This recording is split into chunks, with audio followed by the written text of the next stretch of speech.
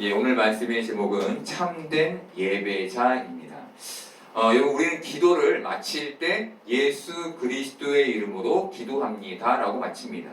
이렇듯 우리 기도의 모든 결론은 예수 그리스도의 이름으로 맺어집니다. 지난주에 말씀드린 것처럼 우리의 기도가 예수 그리스도의 이름으로 결론 맺어지려면 우리 기도의 무게는 예수 그리스도의 이름만큼의 무게를 가져야 합니다. 그 무게가 같아야 하는 것이죠. 그래야 기도의 내용과 예수 그리스도의 이름이 같아지는, 이퀄이 되는 것이 성립되는 것이죠. 우리가 해야 할 예수 그리스도의 이름과 같은 그 무게의 기도는 하나님 나라의 기도입니다.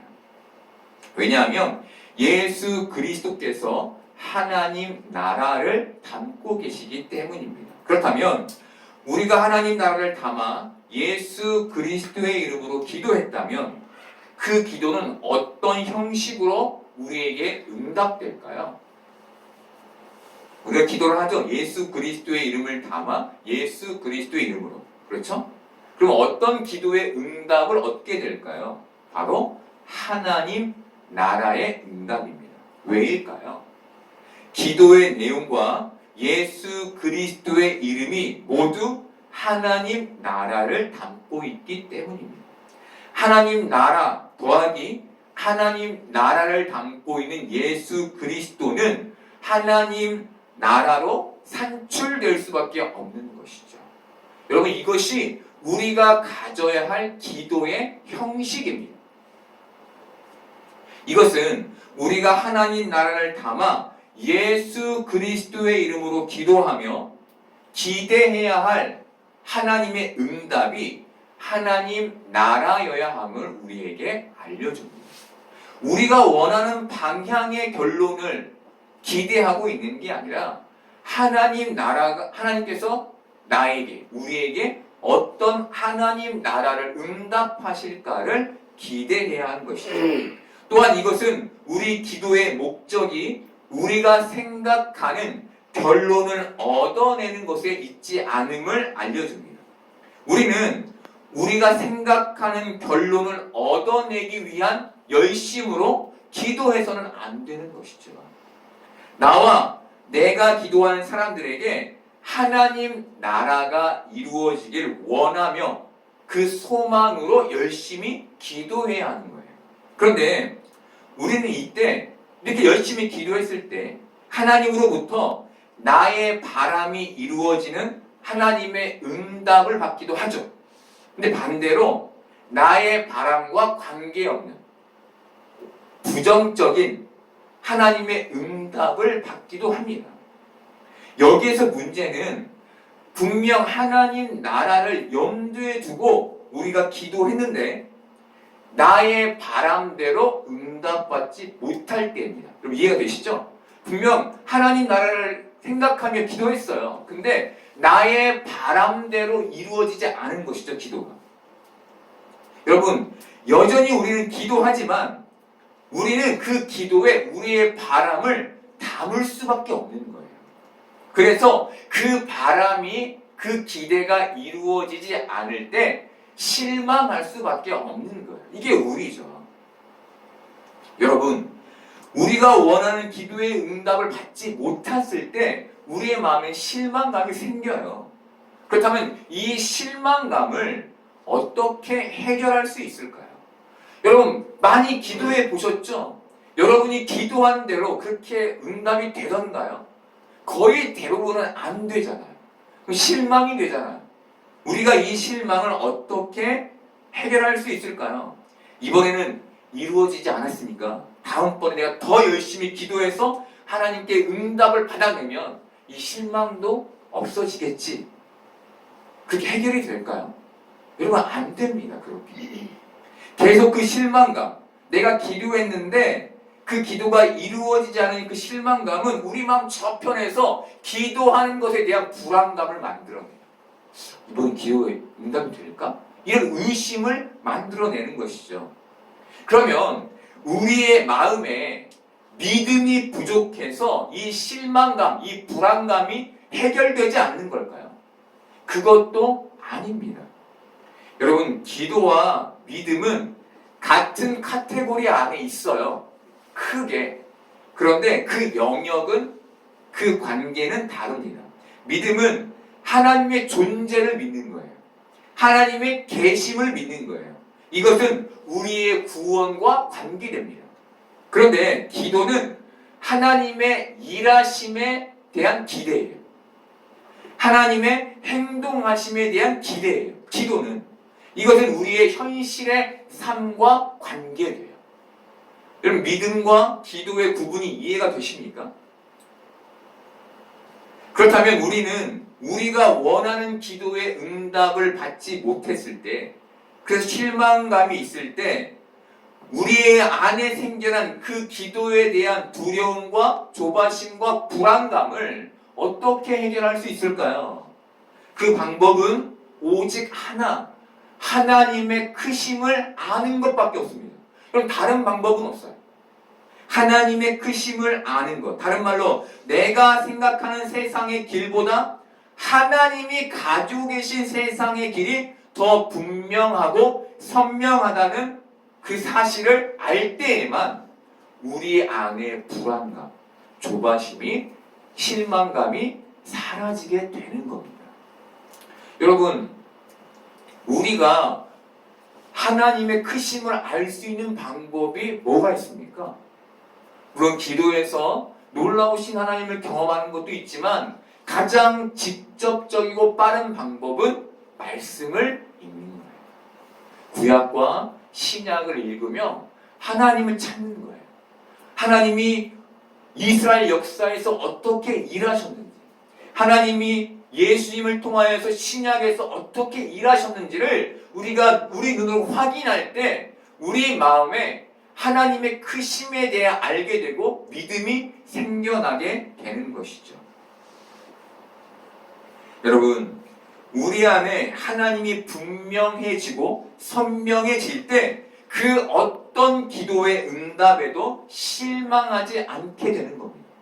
그러면 우리는 지금까지 예수 그리스도의 이름으로 해왔던 기복적인 기도에서 계속 달라고만 하는 기도에서 비로소 자유로워질 수 있어요. 이때 비로소 우리 기도의 방향이 세상에서 하나님 나라로 바뀌게 되는 겁니다. 여러분, 이 순서를 아시겠습니까?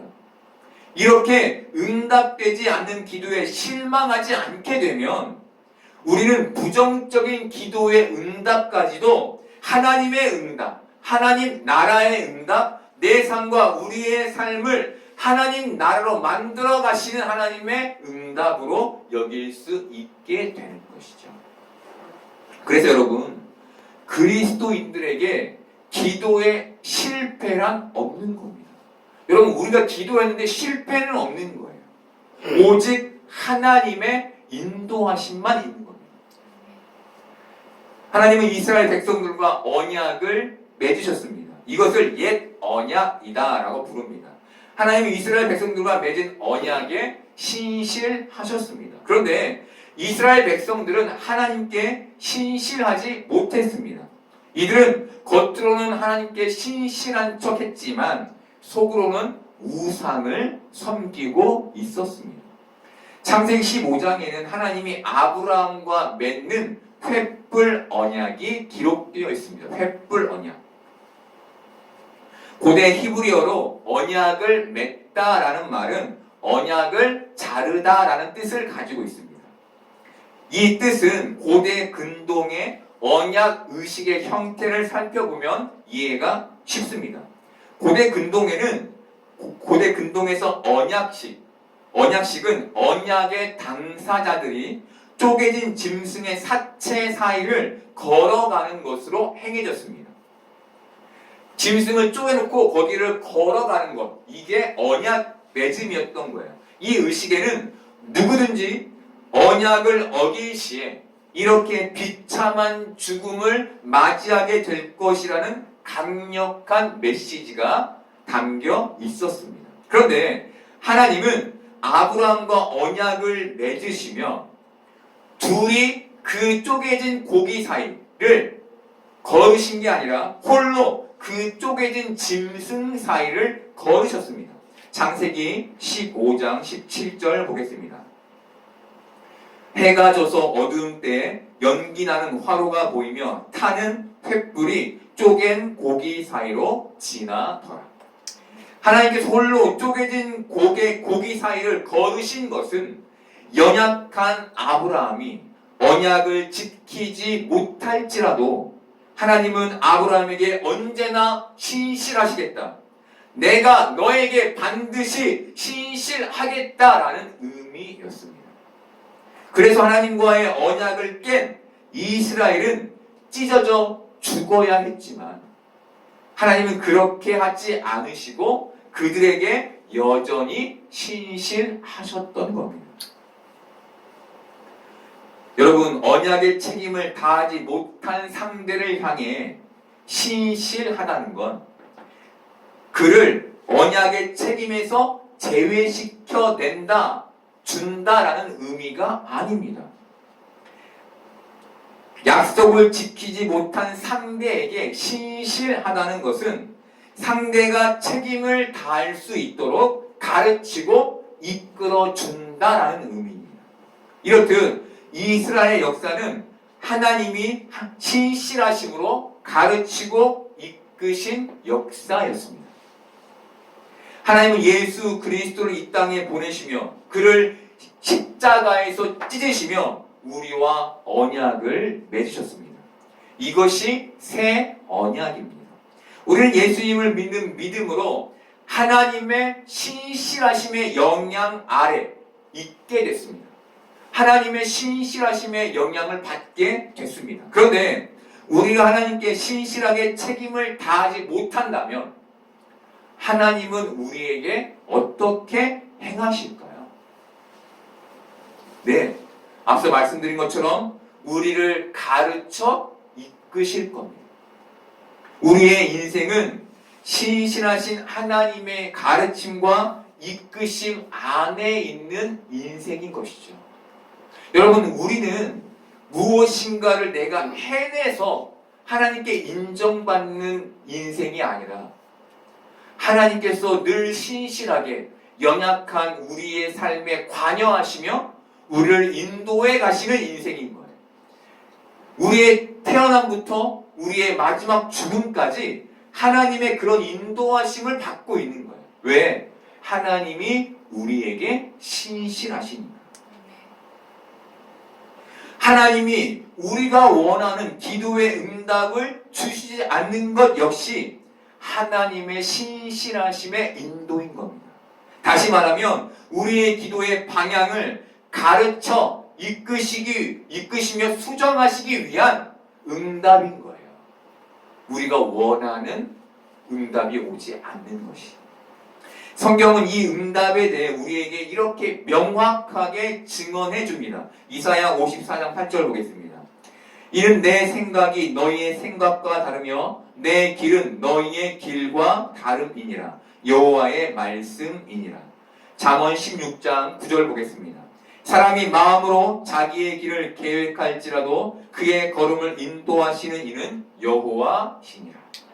여러분, 하나님이 예수 그리스도를 통해 우리와 언약을 맺었기 때문에 우리에게 신실하십니다.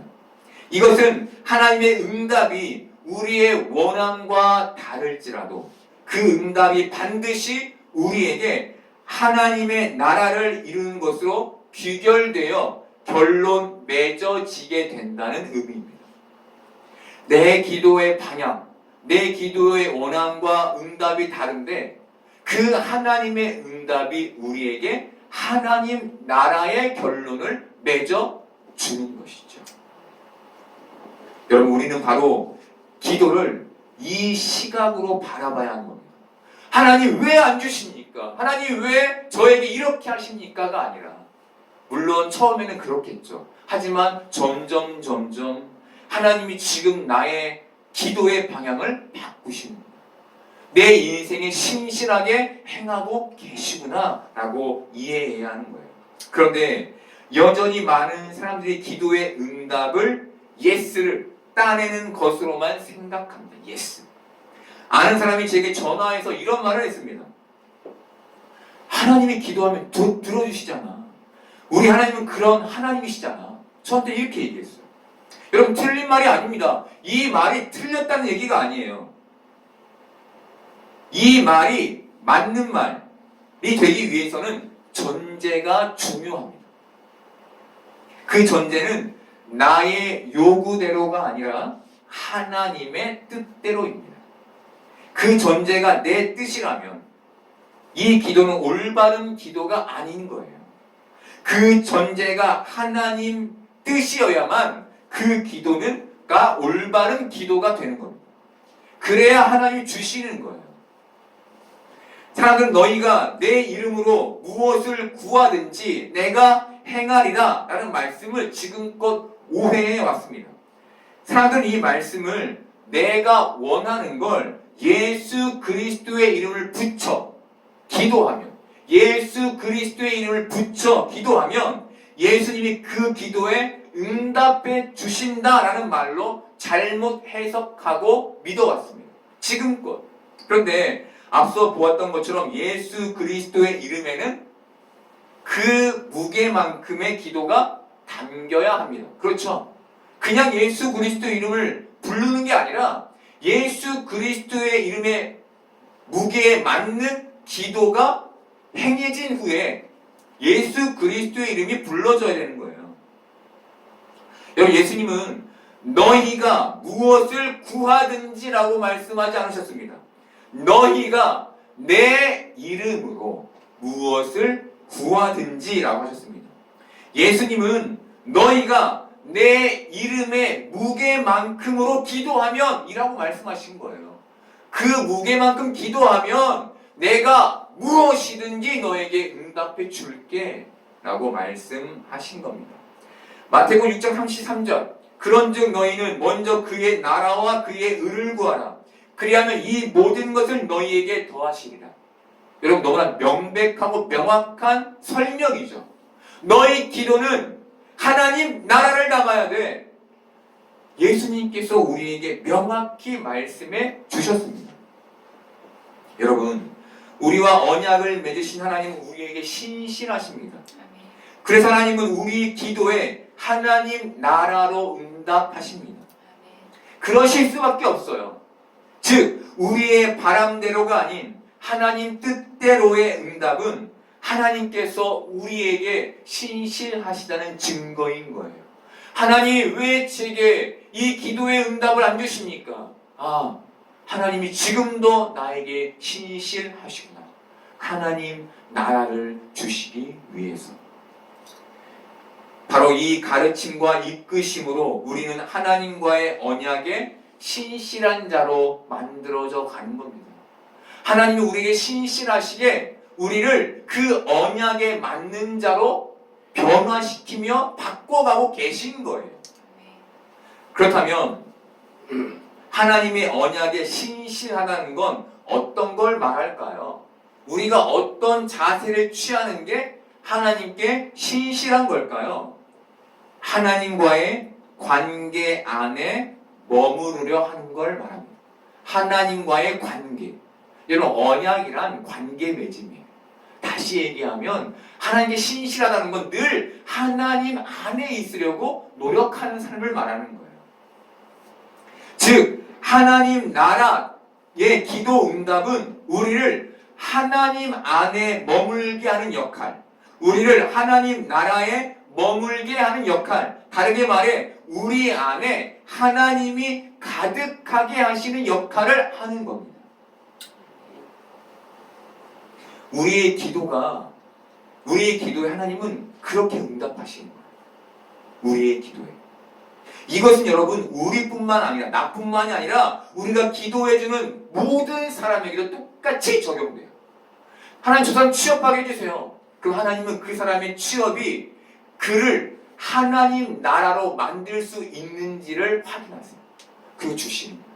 그래, 너 취업하면 내가 네 안에 하나님 나라가 생겨나겠구나. 근데 네가 취업하면 나를 떠나겠구나. 안 주시는 거예요. 여러분은 하나님께 함의 책임을 지고 있습니까?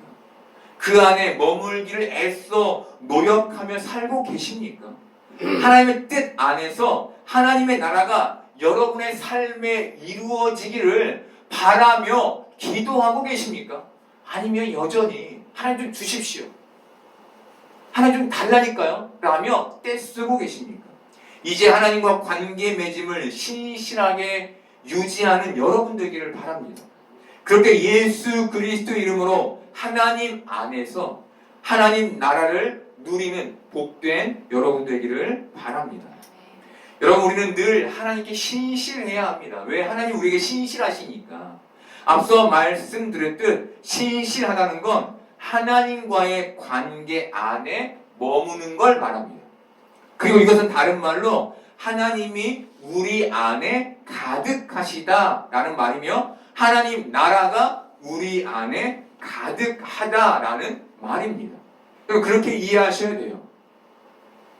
여러분, 하나님이 여러분의 이 안에 가득한 사람에게는 어떤 모습이 나타날까요? 하나님과의 관계 안에 머무는 사람에게서 나타나는 모습은 뭘까요? 하나님 나라가 이 안에 가득한 사람에게 나타나는 모습은 뭘까요? 바로 예배자의 모습입니다. 예배자의 모습. 사람들은 나면서 안진뱅이 된 사람을 성전 앞 미문에 가져다 두었습니다. 여기에서 사람들은 안진뱅이를 옮겨다 둔 사람들은 안진뱅이와 한 동네에 사는 오래된 친구일 가능성이 큽니다. 친구들은 안진뱅이로 태어난 그를 오랜 시간 봐왔겠죠. 그를 불쌍히 여겼을 겁니다. 그래서 구걸이라도 하며 현실을 살아갈 수 있도록 그를 수십 년간 그 성전 미문에 데려다 놓았던 겁니다. 여러분, 오늘 말씀은 성전의 가장 아름다운 문 앞에 나서부터 결함이 있는 아름답지 않은 안진뱅이가 놓아지는 대조의 그림을 우리에게 보여주는 겁니다. 성전의 미문은 아름다울 미를 써요. 성전의 모든 문 중에 가장 아름다운 문이었어요. 어떤 문입니까? 흠이 없는 문, 결함이 없는 문. 그런데 그 문 앞에 태어나면서부터 결함을 가진 사람이 놓아져요. 대조를 이루는 거죠. 그것도 아주 크게. 그 그림을 우리에게 보여줘요. 그리고 이 그림의 대조는 예수 그리스도의 이름으로 안진뱅이에게 무슨 일이 일어나게 될지를 우리에게 기대감을 줘요. 도대체 저 안진뱅이가, 저 문 앞에 앉은 안진뱅이가 예수 그리스도의 이름으로 어떻게 될까? 라는 기대감을 우리에게 심어주는 것이죠. 그리고 성경은 그 이후의 일을 이렇게 기록합니다. 8절 보겠습니다. 뛰어서서 걸으며 그들과 함께 성전으로 들어가면서 걷기도 하고 뛰기도 하며 하나님을 찬송하니. 여러분, 무슨 얘기입니까? 예배했다는 얘기죠. 예배자가 됐다는 거예요. 여러분, 예수 그리스도의 이름으로 은과 금이 생겨났습니까? 아니죠. 나면서부터 안진뱅이였던 사람에게 예수 그리스도의 이름으로 생겨난 것은 걷는 일이었어요. 걷는 일. 회복되는 일. 이것은 미문과 미문 곁에 안진뱅이라는 대조의 그림이 예수 그리스도의 이름으로 미문과 회복된 안진뱅이, 완전한 미문과 완전한 회복의 일치의 그림을 보여줍니다. 여러분, 바로 이것, 하나님의 백성인 우리가 예수 그리스도의 이름으로 회복되어 하나님 나라와 일치되는 것, 이것이 성경이 우리에게 말해주는 메시지인 거예요. 하나님이 우리의 삶을 이끌어 가시는 메시지인 거예요. 이해가 되십니까, 여러분? 나 이대로 좋아. 난 지금 은과 금이 필요하니 하나님 저 이거 좀 줘요. 아니, 내가 너에게 가지고 있는 계획은 너를 일으켜 네가 하나님 나라와 일치되어 완전히 흠이 없는 자가 되어 나를 예배하는 거야. 이게 하나님이 우리에게 가지고 계신 계획인 거예요. 그리고 이 회복의 일치, 이것을 안진뱅이가 성전에서 걷고 뛰며 하나님을 찬송하는 예배자의 모습으로 우리에게 보여주는 거예요. 그 안에 하나님이 가득한 상태, 그 안에 하나님 나라가 가득한 상태를 예배로 보여주는 거예요. 너희들 내가 가득하면 너희 안에서 무엇이 튀어나오는지 아니? 나를 향한 예배가 튀어나오는 거예요. 너희가 지금 이 자리에 예배드리는 것, 나를 향한 예배자가 되는 거예요. 그것이 회복이에요. 그것이 하나님 나라가 그 안에 가득한 사람이 갖는 모습이에요. 다른 말로 흠이 없고 완전한 자의 모습이야. 그게 하나님 나라와 일치된 모습이야. 그걸 우리에게 보여주는 겁니다. 여러분, 하나님의 신실하심은 우리를 회복시켜서 우리가 하나님 나라와 일치되게 하셔서 그렇게 우리에게 하나님 나라를 이루셔서 우리가 하나님을 예배하는 예배자가 되게 하는 것에 있는 겁니다. 지금도 하나님은 그렇게 우리에게 신실하게 일하시는 겁니다. 여러분, 안진뱅이는 예수 그리스도의 이름으로 걷고 뛰며 경의의 참 마음으로 하나님을 찬송했을 겁니다. 얼마나 놀라운 일입니까? 평생 걷지 못했던 자가 걷게 됐다는 것이. 그렇게 안진뱅이는 경의에 찬 예배자가 되어 하나님을 예배했을 겁니다. 안진뱅이가 경의에 찬 예배를 하나님께 드릴 수 있었던 것은 그가 예수 그리스도의 이름으로 하나님 나라와 일치됐기 때문이었습니다. 여러분 하나님과의 언약 안에서 하나님의 관계 안에 머물기 위해 얼마나 신실하게 노력하고 계십니까? 적용하면 이 예배의 현장에서, 지금 우리가 예배드리는 이 현장에서 우리는 얼마나 하나님과 관계 맺기 위해 여러분의 마음을 애쓰고 계십니까? 또한 여러분이 지금 얼마나 하나님 나라로 충만하십니까? 얼마나 하나님으로 충만하십니까? 여러분, 우리는 연약합니다. 그래서 하나님께 신실함의 책임을 다하지 못할 때가 많습니다. 그런데 하나님은 늘 우리에게 변함없이 신실하십니다. 그렇게 하나님은 지금도 우리를 하나님 나라와 일치된 자로 이 시간 만들어가고 계십니다. 여러분, 예수 그리스도의 이름은 이렇듯 나의 필요를 채우기 위해 우리에게 주어진 이름이 아닙니다. 예수 그리스도의 이름은 하나님 나라의 회복을 위해 하나님께서 우리에게 주신 이름입니다. 그러니 이제 여러분들이 예수 그리스도의 이름을 하나님 나라를 위해 사용하시기를 바랍니다. 그리고 하나님께서 여러분 안에 하나님 나라를 이루어 가실 때, 여러분의 기도마다 하나님께서 하나님 나라를 응답하실 때 회복됨으로 걷고 뛰며 하나님을 찬송하는 예배자가 되기를 원합니다. 그렇게 하나님 나라와 일치된 자로 회복되어 하나님을 참되게 예배하는 참된 예배자, 경의에 찬 예배자로 이 땅을 사는 복된 여러분 되기를 소망합니다.